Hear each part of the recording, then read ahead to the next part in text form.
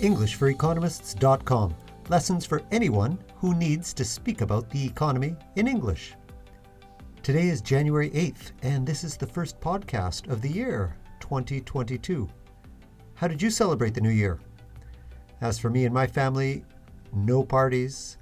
The new COVID Omicron variant, which we looked at in last week's podcast, kept many people close to home.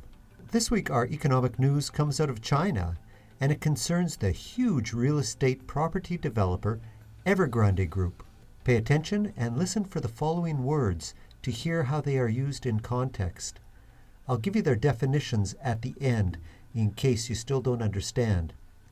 Our words this week are real estate, liability, onshore, offshore, liquidity crisis, contagion, demolish.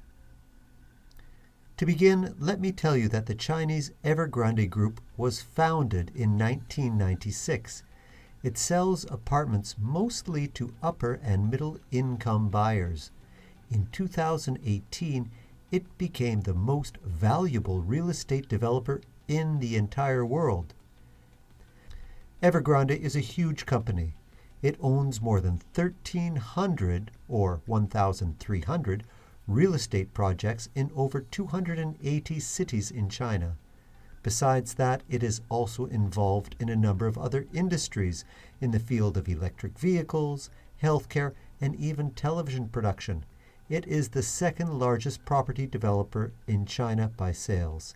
Now, and this is key, not only is Evergrande a very big company, since last year, it is also the most indebted real estate developer in the world. Currently, Evergrande is struggling to repay more than $300 billion in liabilities. And by liabilities, in this case, I mean debt, or money owed. Now, $300 billion is a lot of debt. The money is owed to onshore and offshore lenders. In other words, onshore, lenders from China, and offshore, lenders from other countries. For now, Evergrande seems to be prioritizing its onshore lenders as they manage their liquidity crisis. But the fact of the matter is that there is so much money at stake, lenders understandably become worried, and their behavior can change. They begin to worry about loans they have made to the providers of Evergrande, for example, who also might be at risk. And they start to worry too about other real estate developers.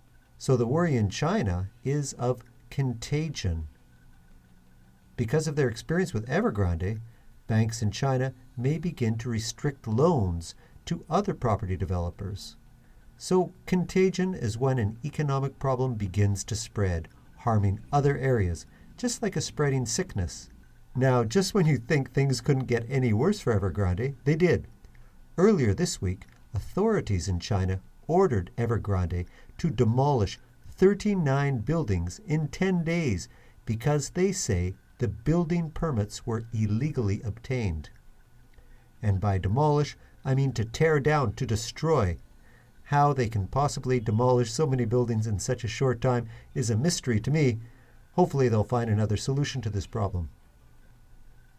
Friends, in summary, while the problems are bad for the Evergrande Group, the fear of systemic contagion has inspired the Chinese government to help the struggling company. We'll see what happens next. All right, that's all for this podcast. The key vocabulary you should take away from this lesson is real estate. That's houses or buildings. Liability. In this story, the liability is debt. Onshore and offshore.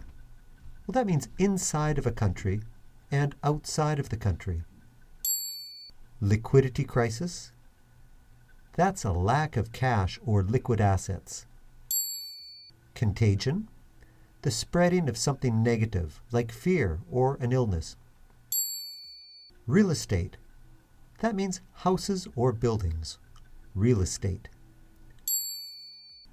Liability. In this story, liability is debt. Liability. Onshore and offshore. Well, that is inside a country or outside of a country, onshore or offshore. Liquidity crisis, a lack of cash or liquid assets. Liquidity crisis. Contagion, that is the spreading of something negative like fear or an illness.